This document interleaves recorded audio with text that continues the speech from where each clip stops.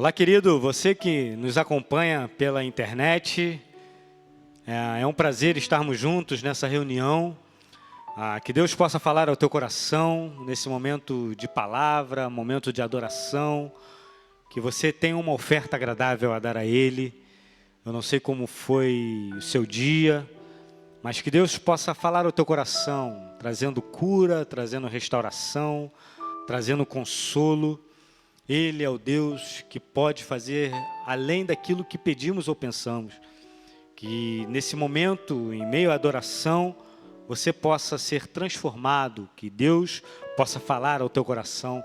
Eu te convido a adorar ao Senhor junto conosco, que possamos erguer nesse momento um altar de adoração a Ele e que Ele possa nos levar além da onde nós podemos imaginar. Aleluia! Vamos adorar a Ele.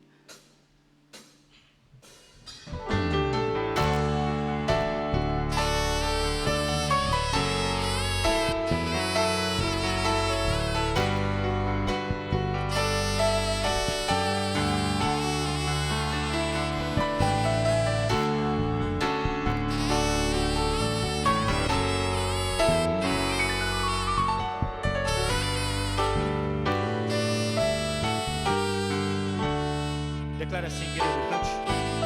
Ter a ti a adoração e derramar meu ser.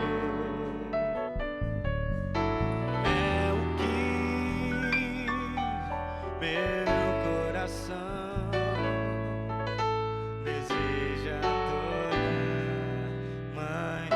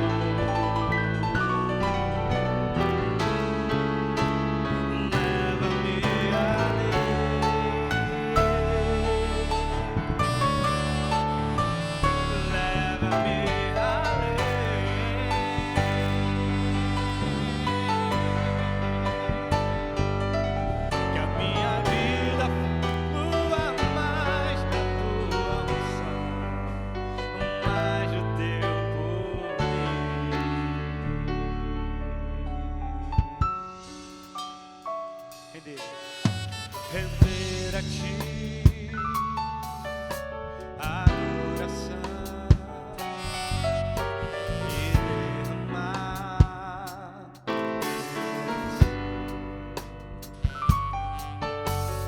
é o que meu coração deseja toda manhã.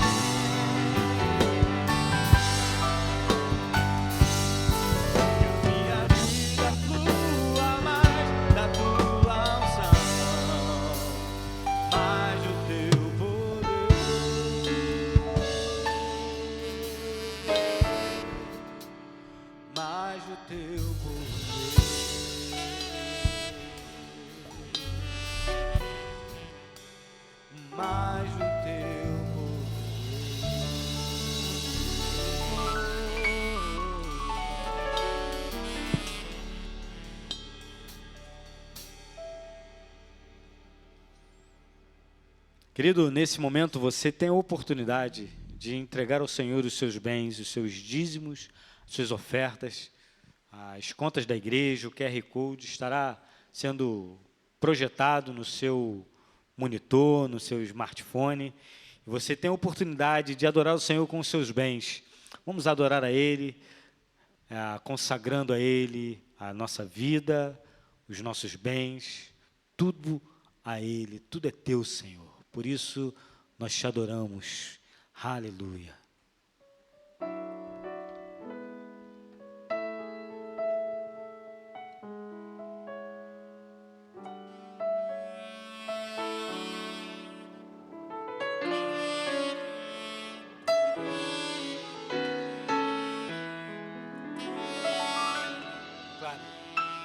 Ao Rei dos Reis consagro tudo o que sou, de gratos louvores transborda o meu coração. A minha vida eu entrego nas tuas mãos, meu Senhor, pra te exaltar com todo o meu amor. Eu te louvarei conforme a tua justiça e cantarei louvores, pois tu és altíssimo. Celebrarei a ti, ó Deus, com meu viver.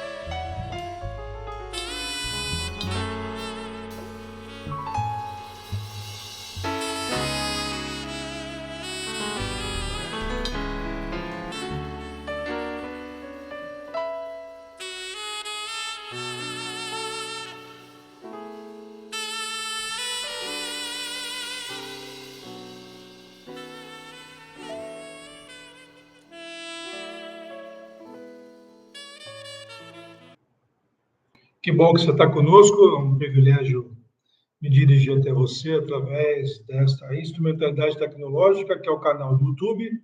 Nós estamos aqui no canal Reserva da Igreja Batismal Aprendi. Você pode fazer inscrição nele também, e isso ajudará a você receber as notificações dos cultos da igreja e outras atividades mais que nós publiquemos viemos a dar publicidade pela internet, especialmente por esse canal que é do YouTube. Para onde você vai agora em 2026? Nós estamos aí falando no segundo domingo desse ano, pensando no como vai ser o ano, e aí a grande questão que muitas pessoas abordam é justamente o que fazer ao longo desse ano, né? Qual é a direção a tomar? Pastor, eu saio do meu emprego e procuro um outro melhor. Pastor, você acha que eu devo buscar uma nova faculdade, fazer uma pós-graduação? Pastor, qual o caminho a seguir? Pastor, eu quero ver se eu dou uma chance para um novo relacionamento na minha vida. Chegou a hora de fazer isso, tudo mais? Bom, eu queria fazer uso de um pedaço natalino dos relatos dos evangelhos para poder trazer uma rápida reflexão para você a respeito de dois movimentos que preservaram a vida de Jesus e de sua família a partir da observância de um preceito bem básico. Qual seja, só se mova quando Deus autorizar. Só se mova quando Deus falar. Só se mova quando Deus indicar. Faça, vá. E aí você vai e faz. Porque mesmo que não dê certo, já deu certo. Né? Eu falo uma coisa, gente, que algumas pessoas têm dificuldade em entender, que é o seguinte: quando o namoro termina, alguém fala assim, ele deu errado. Não deu errado, deu certo. Tanto deu certo, terminou. Porque ali estava um quadro para poder saber se vai ou não vai, se vale a pena insistir mais, aprofundar mais a relação, comprometer-se mais na relação ou não. Então, quando o namoro termina, ele já deu certo. E quando ele evoluiu para o noivado e para o casamento, ele também deu certo. Tá? Então, vamos lá, meus queridos e queridas. Eu queria, então, ler com vocês dois versos do Evangelho de Mateus, do capítulo 2, e vou explicar o contexto desses versos e logo depois, então, refletir com você rapidamente sobre a necessidade da direção de Deus quando a gente for se mexer. Tá bom? Mateus 2,13. Depois que os magos foram embora, um anjo do Senhor apareceu em sonho a José e disse: levante-se, tome o menino e a sua mãe e fuja para o Egito. Fique por lá até que eu avise você, porque Herodes há de procurar o menino para matá-lo. Levantando-se José, no verso 14, agora, tomou de noite o menino e a sua mãe e partiu para o Egito. Olha a expressão aí. Tomou de noite. Ou seja, ele nem esperou o dia amanhecer. Tão logo o sonho que ele teve se acabou, ele já levantou, essa é a ideia do texto, a força do texto. Ele já levantou, pega as suas coisas, pega Jesus, o bebezinho, o infante, lembra dizendo, vambora, agora, vamos sair. Onde ficou até a morte de Herodes, aconteceu para se cumprir o que foi dito pelo Senhor, por meio do profeta, do Egito, eu chamei o meu filho. Verso 19, diz assim: depois da morte de Herodes, um anjo do Senhor apareceu em sonho a José, e ele estava no Egito, e ele disse: levante-se, tome o menino e sua mãe e vá para a terra de Israel, porque os que queriam matar o menino já morreram.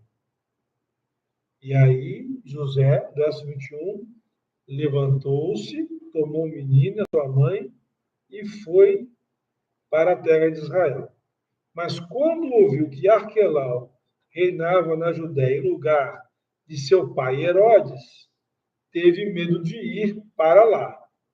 E foi avisado de novo em sonho por Deus, e ele foi então para a região da Galiléia morar numa cidade chamada Nazaré, e isso para cumprir uma outra profecia que dizia: e ele será chamado Nazareno. Então vamos lá, meus queridos, tem algumas coisas aqui para nós. Então, qual é o contexto? Os magos vêm do Oriente, seguindo a estrela, e eles não tinham conhecimento mínimo de diferentes religiões no tempo deles. Quando seguem a estrela, estão falando assim: olha, isso aqui é um prenúncio de uma coisa importante no campo espiritual, da religiosidade, e onde isso quer dizer e tal, não, isso deve ser coisa dos judeus. Foram lá, então é coisa do judaísmo. Vamos seguir a estrela e vamos lá. Só que eles vão cabeça de que filho de rei nasce em palácio. Então, a primeira coisa que eles fazem é, quando chegam na Judéia, vão a Jerusalém e procuram um palácio onde Herodes residia, e chegam lá e falam: nós viemos do Oriente, somos nobres do Oriente, alguns falam em realeza, em reis, e nós viemos aqui com a nossa corte para poder adorar o menino que é o rei dos judeus que nasceu. Herodes, então, fica completamente atordoado com isso. Os ortodoxos fariseus estavam tão preocupados com a sua ortodoxia que não perceberam o movimento, a diferença e o movimento nos céus. Então, aquele que se apega muito a um rigor doutrinário acaba deixando de perceber o vento de Deus passando, a orientação de Deus passando, a direção de Deus passando, e aí simplesmente acontece que Herodes busca, então, os principais sacerdotes, procura saber onde é que é, e fala assim: ó, com certeza é em Belém que ele nasceu. E ele veio para os magos e falou assim: olha, vai lá adorar o rei, deve ser lá para Belém, e quando você voltar, você me dá a locação exata, né? Eu quero mandar um drone explodir aquele local lá. Eu acho que ele falou isso, né? E no drone, nem não explodir, mas se ele tivesse hoje, a intenção era de explodir e usaria um drone com certeza. O que acontece, então? Os magos vão, encontram o bebezinho Jesus, um infantezinho, possivelmente, não mais um recém-nascido, mas um bebê de colo. Eles encontram o bebê Jesus, expressam a sua adoração, se prostram perante ele, oferecem presentes, reconhecendo a Jesus. E após esse movimento que é feito, acontece uma coisa bem importante. Aparece para os magos uma orientação em sonho. Deus dizendo para eles: não voltem para o palácio de Herodes, tomem um outro caminho. E eles vão embora. Como Herodes notou que demorou muito, ele percebeu então que os magos já tinham ido embora. Nessa hora que aparece um anjo para José, para ele sair dali, se mudar. Então, meu querido, as mudanças, elas não podem ser feitas, quer dizer, elas podem ser feitas, logicamente, mas não deveriam ser feitas, melhor dizendo, a toque de caixa, a não ser que haja uma direção de Deus urgente para que ela aconteça a toque de caixa. No mais, meu querido e querida, meu irmão, minha irmã, não faça mudanças bruscas a toque de caixa. O que José fez aqui foi uma mudança pensada, né? Uma mudança pressada, mas porque Deus tinha mandado um anjo falar com ele em sonho. E aí, quando a gente vai fazer a mudança com a ordem de Deus, o quanto antes for para cumprir, melhor. E é isso que ele faz. E essa atitude preserva a vida da sua família.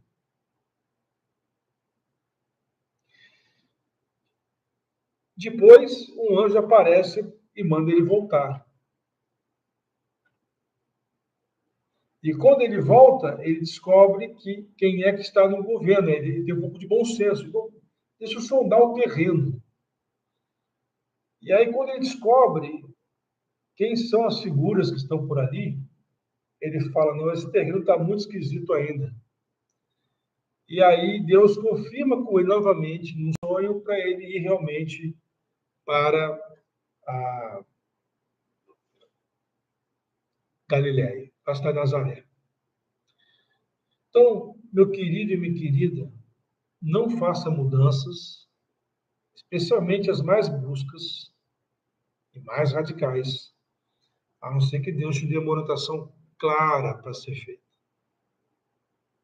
Segunda coisa, quando voltar para a posição anterior, quando devo retornar, olha, o mesmo Deus que mandou você ir é o mesmo Deus que vai dizer a hora de voltar, a hora de retornar.